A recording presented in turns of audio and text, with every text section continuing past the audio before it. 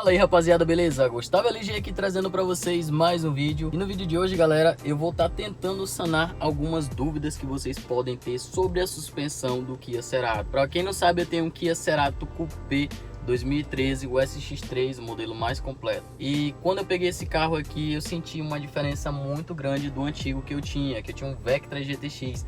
E o principal fator que eu senti diferença foi a suspensão. A suspensão desse carro aqui era muito dura e passava em buracos que não devia fazer zoada e dava aquelas pancadas secas.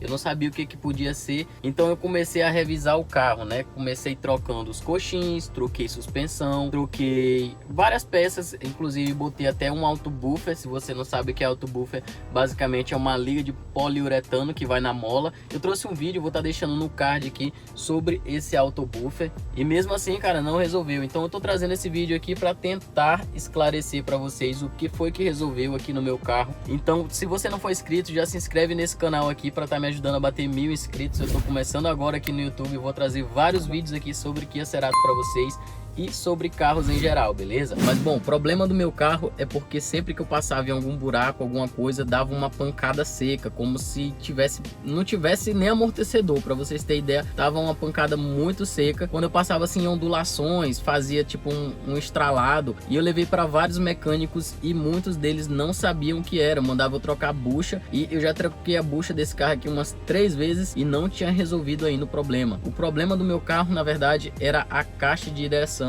Esse meu carro aqui, ele tem a direção elétrica. Se eu não me engano, o Cerato normal, a direção dele é hidráulica, tá? O meu, como é o Coupé, ele tem a direção elétrica, só que lá embaixo é praticamente a mesma caixa de direção. E o que acontece é que a caixa de direção do meu carro tava com uma folga, tá? Tava com uma folga aqui do lado do passageiro e depois começou uma folga do lado direito também. Eu, sem saber o que era, já tinha trocado tudo, basicamente só faltava aí trocar a bieleta. Troquei as bieletas também, melhorou, só que não resolveu o problema no total, tá? O que resolveu foi realmente fazer o reparo da caixa de direção desse carro aqui. Gastei R$350 e não achei um preço caro, visto que a caixa de direção nova é cerca de R$2.000. Então depois que eu fiz esse reparo, o carro ficou muito macio, cara. O carro ficou muito de boa. Passa em buracos, claro que ele ainda vai sentir, porque a suspensão do Kia Cerato não é tão confortável assim, porque ela não foi feita aqui para as estradas do Brasil, mas não passa aquela sensação de insegurança que eu tinha antes,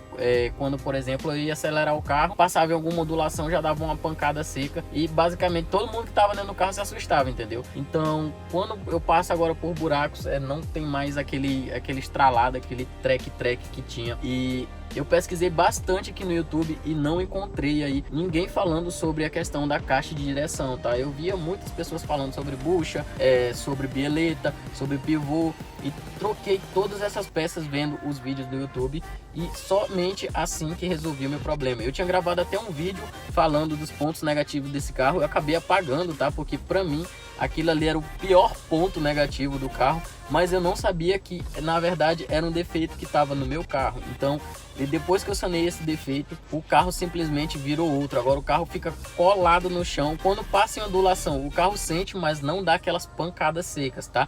O que ajudou bastante também foi a questão do auto-buffer que eu coloquei. O auto-buffer, inclusive, eu gravei um vídeo falando para vocês se vale a pena ou não. Eu recomendo que vocês assistam. Ele também ajudou nessa questão aí de buracos, tá? Que ele não deixa a mola chegar lá no curso final.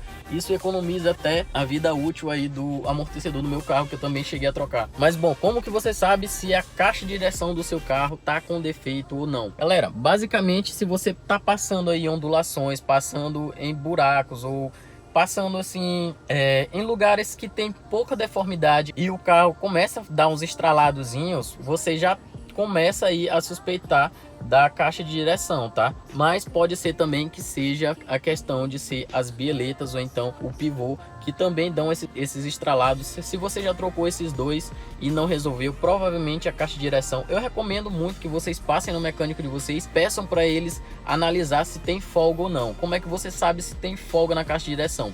Bom, na hora que ele tirar a caixa de direção ela tem 2 braços. Esses 2 braços, eles têm que se manter no mesmo lugar. Se ele tirou lá a presilha da caixa de direção e os braços caíram um pouco, significa que essa caixa de direção tá com uma folga e que você precisa fazer o reparo aí, tá? Eu recomendo que vocês não demorem muito para fazer esse reparo, porque caixa de direção, se ela der um problema mais sério, coisa que vai acontecer se continuar dando essas pancadas, vocês vão ter que substituir a caixa de direção e aí é mais de R$1.000. Então eu recomendo muito que vocês passem aí no mecânico, que vocês peçam para ele ver se a caixa de direção do carro de vocês não tá com uma folga. Agora meu carro tá aqui filezinho, de boa na lagoa. Então é isso, rapaziada, essa é a dica que eu queria passar para vocês hoje aqui. Espero muito que vocês tenham gostado, espero muito que resolva o problema de vocês também.